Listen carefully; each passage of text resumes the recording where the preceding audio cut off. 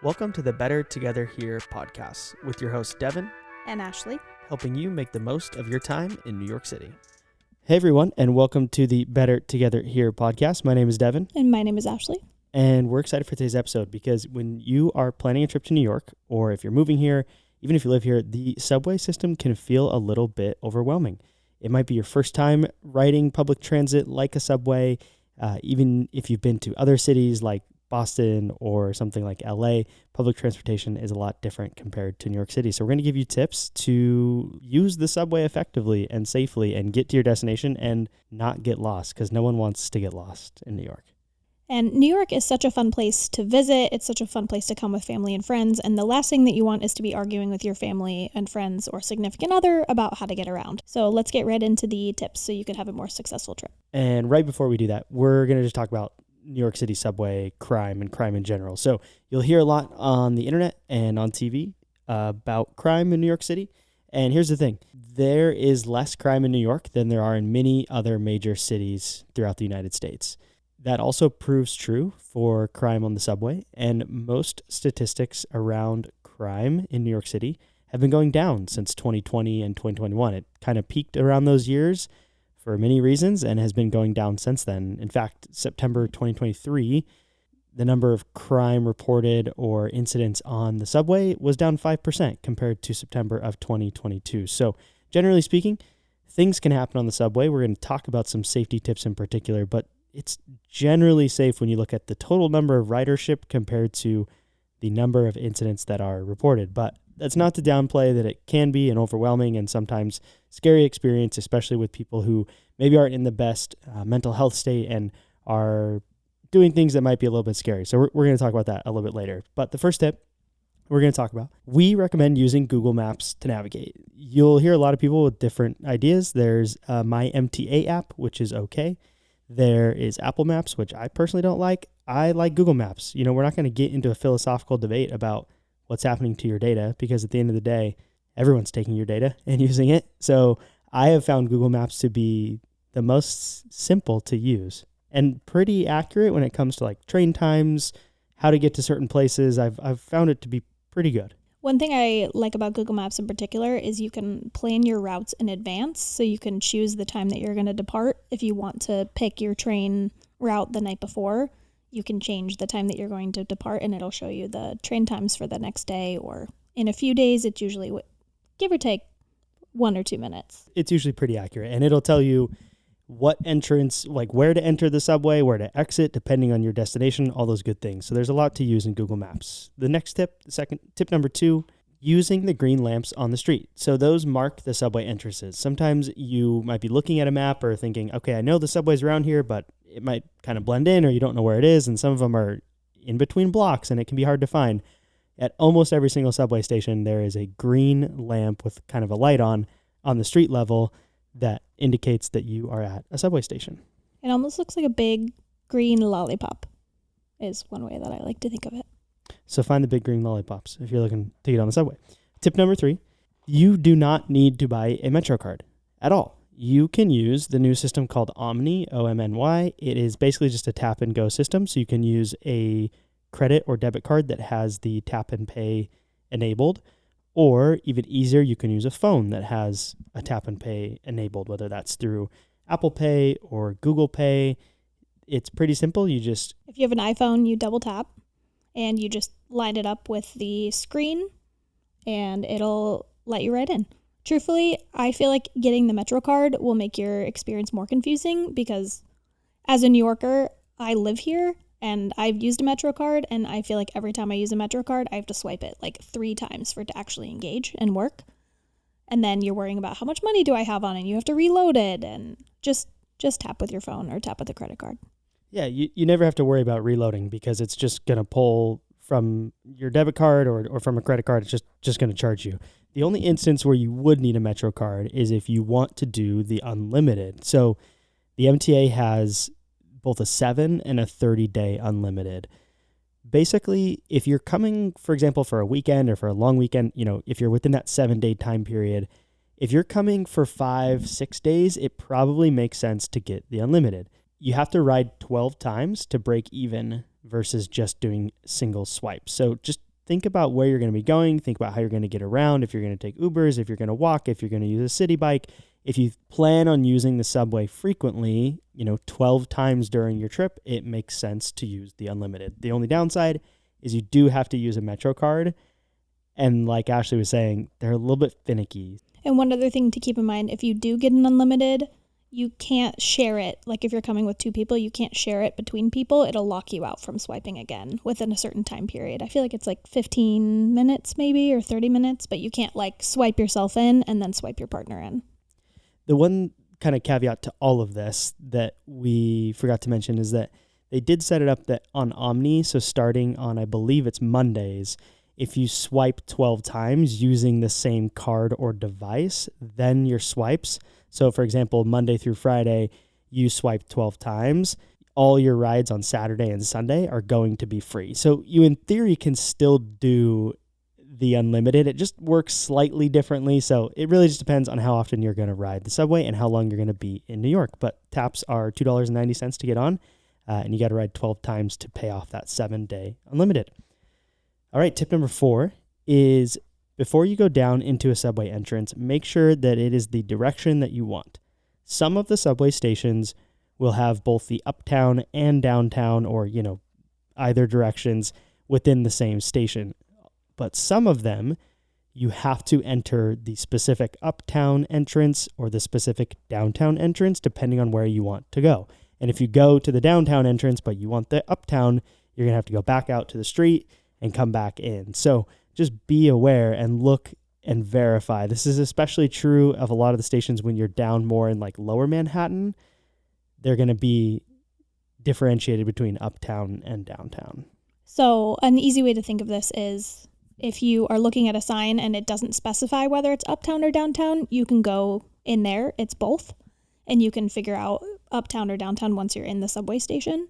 If it says E-train uptown and you need to go downtown, you need to cross the street and go to the downtown entrance. And the uptown, when it is specifically uptown or downtown stations, it coincides with the flow of traffic. So if you're on a block and it's going uptown, and again, if you're new to New York, this might not be much of a help, but it can just kind of make a little more sense in your head. If the streets are going uptown, the entrance for the uptown side of the subway is also typically going to be on that side of the street. And tip number 5, it kind of goes along with this, is just to look up and look at signs and make sure you're looking at things. So if you go into a station where it's both together, uptown and downtown, just verify before usually you're going to walk down another set of stairs, verify that you are going to the uptown or downtown platform, and then look at the signs. There's signs up above every subway stop, like above the tracks, that will say, Manhattan-bound E-train or something to that effect, and it can help you know that you're going in the right direction. Another piece, just as you're about to get on a train, if you want to make sure you're going the right direction, at least the newer trains will have what stops are coming up next, so you can see, okay, if I need to go to 23rd Street and I'm getting on the station at Times Square, you want to verify that the next stop is like 34th or a lower number to make sure you're going the right direction. So just look at the signs within the trains themselves, look at the stops, look at the boards, because a lot of the boards in the station will have live train updates of, the Q train's coming in 3 minutes or whatever it might be. So you can have a gauge of knowing when the next train is going to come. And that leads us to our You'll Have to Check It Out segment for this week. And this week's segment is Grace Street Coffee and Desserts. It's on 32nd Street, so you would get off at the Herald Square stop, depending on where you're coming from. And wow, let me tell you, Grace Street has the mango shaved ice desserts that are phenomenal. This is in Koreatown, so it's kind of Asian-style desserts, and they're all so good. The mango shaved ice is probably our favorite dessert. I fell in love with this dessert when I did a study abroad in Taiwan and probably had it once a day when I was in Taiwan because it's so freaking good.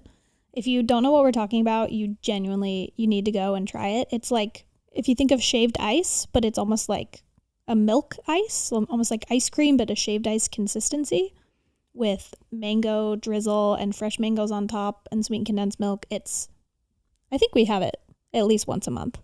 They also have matcha beignets that we've had a couple times that have been great. Everything there we've had is good. Be sure to check it out.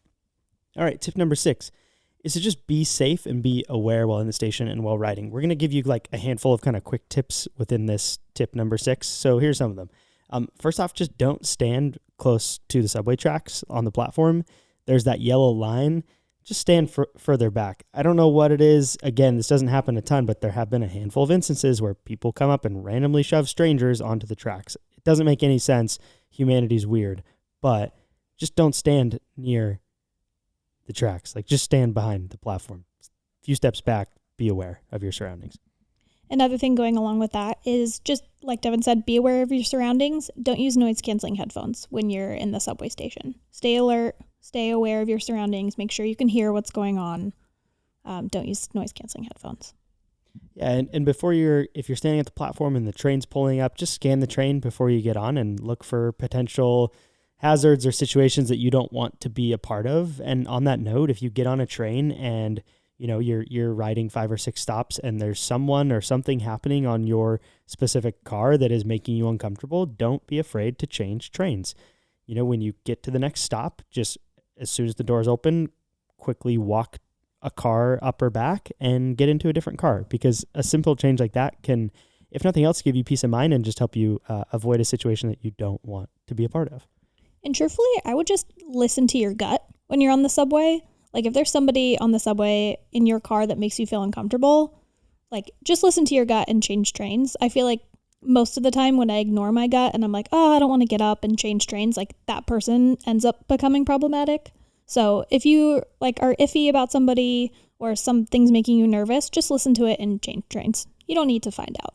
And when it comes to the cars as well, kind of a pro tip is to opt for the middle train. So the middle train is actually closest to the conductor. So the front or the back of the train is where the driver is, but they're unable to help in any type of situation, where conductors can be of some help if needed, if there's a major incident. So it's also usually the most crowded. So we usually opt for the middle car on the subway. And on that note, like, if you're traveling later at night, especially anytime like after 10, 11 p.m., like, you may want to reconsider and look at a different transportation option. But if you have to, try and travel with someone else, or, go into a car that has more people in it, those types of things. Usually I found the last 2 and the first 2 cars on the train are where the weirdest stuff happens. So just generally avoid those. Those are some tips that'll help you stay safe and just be aware of your surroundings. That's kind of the number one thing. It's just be aware, pay attention. Part of this, a little bit of courtesy when it comes to the subway.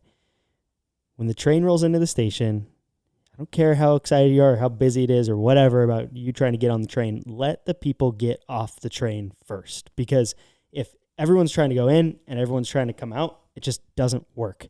Not only are you running into the people who are trying to get off the train, but there's also less space for you to come on the train. So stand, wait. The doors are open for anywhere from 10 to 20 seconds typically, or longer. So let people get off and then get on. And not only are you going to have more space, but you're not going to be running into people. And that makes the world of difference. One helpful piece of context as well is the conductor sticks their head out to make sure that everyone's on the train. So if it's a particularly busy subway station and there's a lot of people getting off and on, the doors aren't just going to automatically close after 15 seconds. It's an actual person, like, looking out, making sure everyone's in and pressing the button. So you're not going to get left. You might, if you're slow. Well, you could get left if you're slow, but generally speaking, if you're in line with traffic and the way people are moving in the station, you shouldn't get left. Yes. Depends on that guy's mood. 100%. They're human beings, right? If you're feeling confused on the subway, which may or may not happen, and that's totally okay, it's important to learn how to ask a local. So really, we've talked about this before, New Yorkers get a bad rep for being upset or being rude or being mean or whatever. Mostly they're just busy and they're just going somewhere quickly, so they don't have a lot of patience. But I would say the vast majority of people in New York are more than willing to give directions and to help you. And to be frank, most people kind of find it a little like it's a little bit of puff up their ego a little bit. Like, oh, someone's asking me for directions and I know how to go. I know how to get there. It's kind of like a nice feeling in a way. So if you're feeling confused, not only are there going to be, in a lot of stations, there are actual MTA workers who are sitting in kind of like a booth by where you swipe in and out. They'll answer your questions, but you can also just ask someone. Good people to ask are people not wearing headphones, because then they'll actually hear you. Someone with a dog, that's almost a sure sign that they are someone who lives there and will know how to give you answers. And just generally someone who doesn't look stressed. And, it might just be as simple as saying like, hey, is this train going uptown? Or like, hey, does this go to Times Square? Or whatever it is. And like, people will help you. Don't be afraid to ask. Honestly, I asked somebody this a week ago because I was in a subway station that I hadn't been in before, and I was a little bit turned around, and I was in a rush, and I just turned to the person next to me and said, is this going uptown? And got a quick answer. We all went our separate ways, and we had a nice human interaction out of it. So don't be afraid to ask people. Tip number 9, before you sit down, just look where you're sitting and check for things like including liquids. We'll just say that. You'll save yourself some really gross experiences. Look before you sit. Words to live by. Words to live by. And tip number 10, we've talked about this in some of our other episodes. We talked about this in the sidewalk rules episode. Just don't stand right by the doors of the train and don't block the subway entrances and exits. So that includes the street entrance and exit. That includes once you come down the stairs, don't stand right at the bottom of the stairs. Just walk at least 5 yards, 10 yards and give people space. Don't stand right in front of the doors. Again, when people are trying to get off, let them get off before you try to get on. Just don't. There are a lot more people in New York City than you're probably used to. And by standing and blocking an entrance or an exit or standing at the bottom of an escalator or a staircase or whatever it might be, you can cause like serious traffic jams, because think of the subway and the streets and the sidewalks, they're all like a highway, right? Like if you're just stopping in the middle of the highway and you're in a car, people are going to get really, really mad and you're going to cause an accident. And similar things can happen within the subway stations, the subways themselves, the sidewalks, the stairs going in and up and out of the subway, all that good stuff. So just don't stand right in the way. All right. So now that we've given you our 10 tips on navigating the New York City subway, my advice is to try it out. Hold your head up high, research your route on Google Maps, ask somebody if you need. But the subway is honestly a pretty easy way to get around the city. It's very affordable. You learn a lot. You're going to see a lot. You're going to get some good subway stories. You might even see a rat. Check that off your New York City bingo card. But overall, the subway and navigating the subway doesn't have to be that scary. So I definitely recommend it for people that are visiting. It's a really cool way to see the city. Simple and affordable way to get around. And don't forget, if you get on a train and you're going the wrong direction, it's pretty easy to get off at the next stop and then get on the train coming back the other direction that you need. So even if you get lost, even if you get confused, you'll be fine. You'll be able to figure it out. If you haven't already, please subscribe to our newsletter. You can go to bettertogetherhere.com/newsletter. You'll especially want to subscribe because in the near future, we're going to be launching a ultimate New York City transportation guide, and it is going to cover a lot of these types of tips more in depth. We're going to talk about how to get to and from all the airports, tips for hailing taxis, tips for using City Bike. I mean, we cover everything. We really tried to make it as thorough as possible, and that is going to be launching soon. So make sure that you are signed up for our newsletter. And other than that, we'll catch you on the next episode.